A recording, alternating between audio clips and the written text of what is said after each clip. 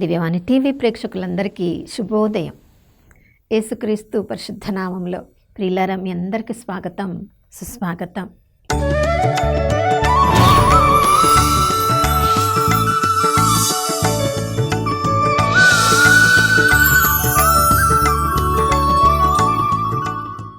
గడిచిన కాలమంతా కంటికి రెప్పలా కాచుకున్న దేవాతి దేవునికి పూర్ణ హృదయంతో, పూర్ణ ఆత్మతో, పూర్ణ శక్తితో వందనాలు తెలియచేద్దాం.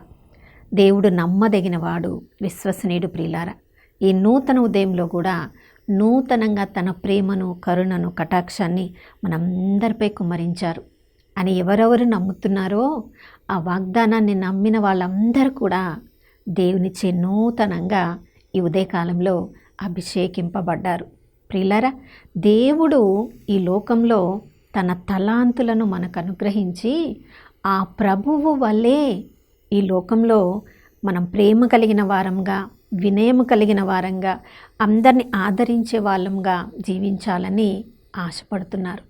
మన జీవితము అభిషేకంలో ఒక ఉన్నతమైన స్థితిలో ఉన్నప్పుడు మనల్ని మనం ఎలా నడిపించుకుంటున్నామో మన ద్వారా ఇంకా ఎంతోమంది ప్రభువు వైపుకి నడిపించబడాలి అని ఈరోజు మనందరినీ కూడా దేవుడు సజీవుల లెక్కలో ఉంచారు. మరి ఇతరులకు దారి చూపించే వాళ్ళంగా మనం జీవిస్తున్నామా? సామెతల గ్రంథం 12వ అధ్యాయం 26వ వచనంలో మనం చదువుతున్నాం. సజ్జనుడు ఇతరులకు దారి చూపించును, దుష్టుని త్రోవ వానిని పెడత్రోవ పట్టించును. మనము వెళ్ళే మార్గము మనకే అర్థం కావడం లేదా? ఎందుకు ఆ కార్యాలు చేస్తున్నామో దాని వెనుక ఉన్న ఉద్దేశము మనకే అర్థం కావడం లేదా? మనం ఏ ఏ త్రోవల్లో వెళ్తున్నామో, ఏమేమి చేస్తున్నామో మనకు తెలియకనే చేస్తున్నామా?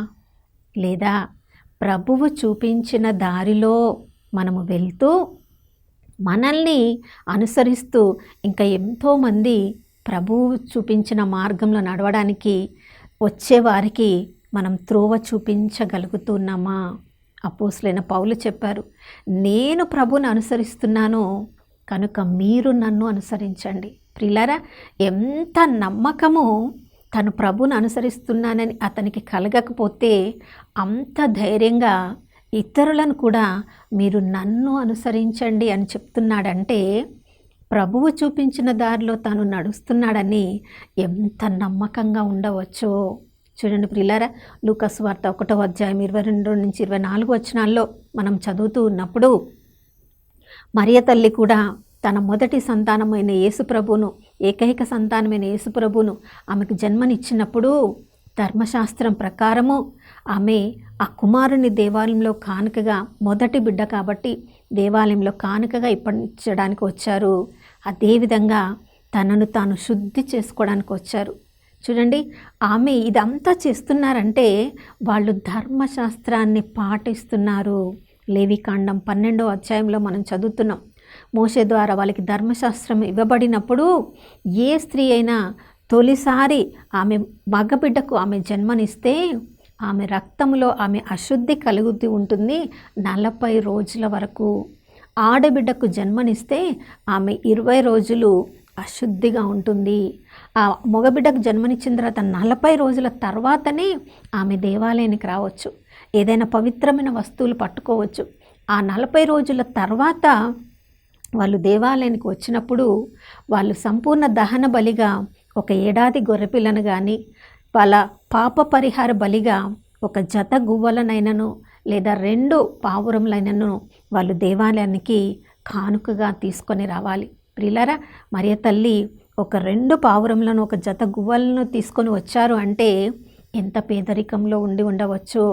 ఆమెకు ఒక మాట అనిపించి ఉండవచ్చు, జన్మించినది స్వయాన దేవుని కుమారుడు కదా, ఎందుకు ఈ ఆచారం నేను పాటించాలి?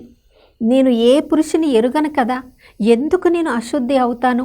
ఇవన్నీ అక్కర్లేదు అని ఆమె అవిధేయత చూపించి ఉండవచ్చు. ప్రియులారా, కానీ సజ్జనులు ఇతరులకు సరి అయిన దారి చూపిస్తారు. వాళ్ళు దేవుని చిత్తములో, దేవుడే స్వయంగా తన గర్భంలో ఈ లోకంలో జన్మించినప్పటికీ ధర్మశాస్త్రాన్ని తూచా తప్పకుండా వాళ్ళ యూద ఆచార ప్రకారం పాటించాడు. మనందరినీ కూడా దేవుడు కోరుకునేది ఆ ప్రభు ఇచ్చిన ఆజ్ఞలను మనం పాటించడమే. యేసుప్రభు ఈ లోకంలోనికి వచ్చినప్పుడు తండ్రి పట్ల ప్రేమ, మన సహోదరుల పట్ల ప్రేమ. మీకు ఆ గ్రంథం 6వ అధ్యాయం 8వ వచనంలో మనం చదువుతున్నాం. ప్రభు మనందరి నుండి కోరుకునేది న్యాయమును పాటించాలని, కనికరాన్ని కలిగి ఉండాలని, దేవుని పట్ల వినయాన్ని కలిగి ఉండాలని. ప్రియులారా, మన మాటల్లో న్యాయం. మరియ తల్లి అని ఉండవచ్చు, నేను దేవుడికే జన్మనిచ్చాను కదా, ఇక నేను ఎందుకు ఇదంతా పాటించాలి, ఇదంతా అది అన్యాయమేమీ కాదు. నిజంగా ఆమె దేవునిచే ఎన్నుకోబడిన గొప్ప పాత్ర. స్వయాన దేవుని కుమారుడికి జన్మనించే ఇచ్చే అంత గొప్ప పిలుపును ఆమె పొందుకున్నారు. ఆమె ఎక్కడ కూడా గర్వంతో తబ్బిబ్బు కాకుండా, చూడండి, దేవుని చిత్తము చేయడానికి, దేవుని ఇచ్చిన ఆజ్ఞల ప్రకారం జీవించడానికి తన గొప్పతనాన్ని గొప్పగా ఊహించుకోలేదు. ప్రియులారా, దేవుడు తన దాసురాలి దీనావస్థను కటాక్షించెను, తన రక్షణ అనుగ్రహాన్ని నాకు అనుగ్రహించెను. ఇక నుండి తరతరముల వారు నన్ను ధన్యురాలు అని పిలిచెదరు.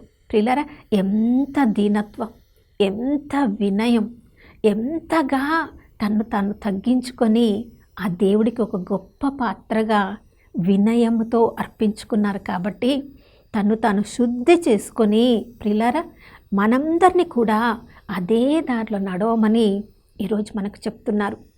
మనందరికీ కూడా పేతురు రాసిన మొదటి లేఖ 4వ అధ్యాయంలో మనం చదువుతున్నాం. దేవుడు ప్రతి ఒక్కరికి రకరకాలైన విశేష వరములను ఇచ్చారు. వరములు ఇవ్వకుండా దేవుడు ఈ లోకంలో ఎవరిని కూడా సృజించలేదు. మన గురించి మనకు తెలియదేమో, అందుకనే మనం అనుకుంటున్నాము మనం ఏమీ చేయలేమని. ఇతరులకు సహాయం చేయాలని ఉంది, కానీ నా దగ్గర సామర్థ్యం లేదు. ఇతరులకు మంచి చేయాలని ఉంది, కానీ నాకు నేనే మంచి చేసుకోలేకపోతున్నాను. ఇతరులకు మన్నించాలని ఉంది, కానీ నాకు నేనే మన్నించుకోలేకపోతున్నాను. ప్రియులారా, అన్నీ మన దృష్టి మనం మీద పెట్టుకున్నప్పుడు దేవుడి వైపుకి మన దృష్టిని ఎప్పుడు ఎత్తగలము, మన కన్నులను. కానీ ఎప్పుడైతే దేవుడు నన్ను మన్నించారు కాబట్టి నేను ఇతరులను మన్నించగలను, దేవుడు నాకు సహాయం చేస్తున్నారు కాబట్టి నేను ఇతరులకు సహాయం చేయగలను, దేవుడు నన్ను ఆదుకుంటున్నారు కాబట్టి నేను ఇతరులను ఆదుకోగలను అని మన సామర్థ్యం, మనలో ఉన్నది మనం చూసుకోకుండా, మన సామర్థ్యం అంతా దేవుడిచ్చిన దానమే కదా అని మనలో ఉన్న విశేష వరములను మనం ఉపయోగించడం ఆరంభించినప్పుడు, మనం ఎలా ఉపయోగిస్తున్నామో దేవుడే మన సామర్థ్యాన్ని అధికం చేస్తారు. ప్రియులారా, ఆ విధంగా దేవుడు మనల్ని ఉపయోగించుకుంటున్నప్పుడు, ఒకవైపు సామర్థ్యాన్ని దేవుడు అధికం చేస్తున్నప్పుడు అంతగా మనం వినయవంతులమై దేవుడి కృపకు మనము లోబడి ఉండాలి. చూడండి, దేవుడు మోషేను ఎన్నుకున్నప్పుడు దేవుడు తనకు ధర్మశాస్త్రాన్ని ఇచ్చి వాళ్ళందరికీ బోధించమని చెప్పిన తర్వాత, తన సంఖ్యాకాండం 12వ అధ్యాయంలో మనం చదువుతున్నాం, తన సొంత సోదరియే తన మీద నేరారోపణ చేస్తున్నాడు. వేరొక స్త్రీని వివాహం ఆడాడని అతన్ని తక్కువ చేసి అతని మీద నేరారోపణ చేస్తున్నప్పుడు స్వయంగా దేవుడే అక్కడ దిగి వచ్చి వారితో మాట్లాడుతున్నాడు. మోషే గురించి ఎంత గొప్పగా చెప్తున్నాడు చూడండి. సంఖ్యాకాండం 12వ అధ్యాయం 3వ వచనంలో చదువుతున్నాం, ఈ భూమి మీద నరులందరిలో కూడా మోషే మహావినయవంతుడు. కాబట్టి తన సోదరి తన గురించి చెడుగా మాట్లాడుతున్నప్పుడు ఆయన తిరిగి వాళ్ళకి సమాధానం చెప్పడం లేదు. ప్రియులారా, తాను దేవుడికి అర్పించుకున్నాడేమో, న్యాయవంతుడైన దేవుడు చూసుకుంటాడు, నేను వీరి పట్ల కరుణతో ఉంటాను, దేవుడి పట్ల వినయంగా ఉంటాను, ఆయనే నన్ను చూసుకుంటారు అని చెప్పి తన మనసులో ప్రార్థించుకున్నాడేమో. చూడండి, దేవుడు కూడా మోషను తక్కువ చూశాడు ప్రియులారా. అప్పటికప్పుడు సమావేశాన్ని ఏర్పాటు చేసి నా యొక్క సేవకుడి గురించి చెడుగా మాట్లాడడానికి మీకు ఎంత ధైర్యం, మీకు ఎన్ని గుండెలు అని అడుగుతున్నాడు. లోకంలో అందరితో మాట్లాడినట్లుగా కాకుండా మోషేతో నేను ముఖాముఖిగా మాట్లాడాను అంటే మోషే ఎంత వినయవంతుడై ఉండి ఆ దేవునికి తన్ను తాను అర్పించుకున్నప్పుడు, ఏ పిలుపుతో దేవుడు పిలిచాడో దాన్ని చేస్తున్నప్పుడు దేవుడు కూడా మోషేని ఎంత ఉన్నత స్థితిలో అందరి ముందు నిలబెట్టాడు చూడండి. నా ప్రియ సహోదర సహోదరి, మనము సత్యమైన మార్గంలో నడిపిస్తున్నప్పుడు, మనము ఎన్నుకున్న మార్గము సత్యమైనదైతే ఆ దారిలో మనకు మాత్రమే విలువ ఉండడం కాదు, మనల్ని అనుసరించే మనతో వచ్చే వాళ్ళందరినీ కూడా సత్యమైన మార్గంలో మనము నడిపించవచ్చు. వాళ్ళు త్రోవ తప్పిపోయినప్పుడు మనల్ని సరైన దారిలోనికి మనం తీసుకొని రావచ్చు. కానీ ఎప్పుడైతే దేవుని చిత్తాన్ని ప్రక్కకు వదిలేసి మనమే దుష్టుని త్రోవ పట్టుకున్నప్పుడు ఆ త్రోవ మనల్ని పెడదారిలో నడిపించును. నా ప్రియ సహోదర సహోదరి, ఈ ఉదయకాలంలో మనం అందరము కూడా మన మనసులను శుద్ధులను చేయమని ప్రార్థించుకుందాం. మన హృదయాలను శుద్ధి చేయమని ప్రార్థించుకుందాం. దేవుని యొక్క న్యాయానికి మనల్ని మనం అప్పగించుకుందాం. ఎక్కడెక్కడ మనం కరుణ చూపించాల్సి ఉందో, కనికరము చూపించవలసి ఉందో, ఆ సమయంలో మనం కనికరము లేని వారంగా ప్రవర్తించి ఉంటే క్షమాపణ పొందుకుందాం. దేవుని పట్ల వినయంగా మనల్ని మనం సమర్పించుకొని, నా రక్షకునేగు దేవుని యందు నా ఆత్మ ఆనందించుచున్నదని మరియ తల్లి చెప్పినట్లుగా మనమందరం కూడా మన రక్షకుడైన యేసుక్రీస్తు ప్రభుల వారిలో మన ఆత్మ ఆనందిస్తుందని ఉదయకాలం చెప్దాం. అందరం కలిసి ప్రార్థించుకుందాం. పరిశుద్ధమైన దేవానికి స్తోత్రములు తండ్రి. మరియ తల్లి యోసేపులు ప్రవ్వా, ఆచారం ప్రకారం, యూద ఆచారం ప్రకారము నైనా 2 గువ్వలను, నైనా 2 పావురలను తీసుకొని వెళ్ళి, అయ్యా మీకు తమను తాము అర్పించుకున్నప్పుడు మీరు ఎంతగా వారిలో ఆనందించి ఉంటారో, ఆ సమయం కొరకు ఎదురు చూస్తున్న సిమియోను ప్రవక్తి అన్న కూడా ప్రభా, వారి జీవితంలో మీరు ఏర్పరిచిన ప్రణాళిక నెరవేరినందుకు అయ్యా, సజ్జనులైన మరియ తల్లి యోసేపులు తమ కార్యాన్ని నెరవేర్చినప్పుడు నాయన అందులో పాలి భాగస్థులైన ఈ 2 ప్రవక్తలు కూడా ప్రవ్వా, వారి హృదయం ఎంతో సంతోషించింది. వారి జీవితం ధన్యమైందని వాళ్ళు ప్రభునకు వందనాలు చెప్పుకున్నారు. మా అందరి జీవితాల్లో మేము కూడా సత్యమైన మార్గంలో నడుస్తూ ఉన్నప్పుడు ప్రభా, మీరిచ్చిన 2 ఆజ్ఞలను మేము పాటిస్తూ ఉన్నప్పుడు నాయనా, మా మార్గము నాయనా జీవన మార్గంలో, నిత్య జీవానికి వెళ్ళే మార్గంలో మేము నడుస్తూ ఎంతోమందిని ఆ దారిలో నడిపించే కృపను మా అందరికీ అనుగ్రహించమని యేసయ్య పరిశుద్ధ నామంలో అడిగి వేడుకొనిచున్నాము తండ్రి, ఆమేన్. ప్రియులారా, ఈరోజు మరియ తల్లితో కలిసి మనం అందరం కూడా నా రక్షకుడగు దేవుని యందు నా ఆత్మ ఆనందించుచున్నదని స్తోత్ర గీతాలు పాడుదాం.